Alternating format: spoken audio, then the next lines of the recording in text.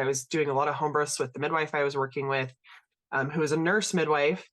And I was seeing kind of birth uninterrupted. Like it would just unfold. So physiological birth as is, which was really, really cool. I'd go to the hospital as a doula and I would see a little bit more of that intervention. And as a photographer, when I went in, I was a fly on the wall. So I was observing care providers and their practices without them having any knowledge that I knew as much as I knew about what they were doing.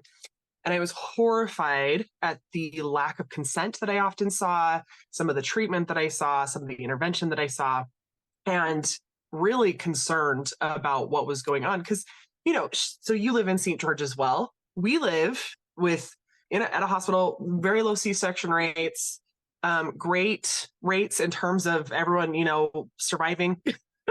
Yeah. And so I was just shocked at some of the stuff I was still seeing, even living where we live in an environment where we live in. So had my third, had a really difficult pregnancy with him and could not return to birth work after I had him. My other daughter got diagnosed with type 1 diabetes, which is a very high maintenance disease. And I was like, I can't go back to that chaotic birth life. I miss it and I love it. My heart will always be the heart of like a birth worker, but living your life on call, especially with littles, is kind of bananas. And so I was like, I know so much about vaginas, too much. What in the world can I do with this information? I also was really alarmed because the maternal mortality rate in our country is so high.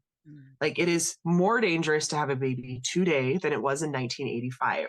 We've doubled how many women are dying in childbirth since then.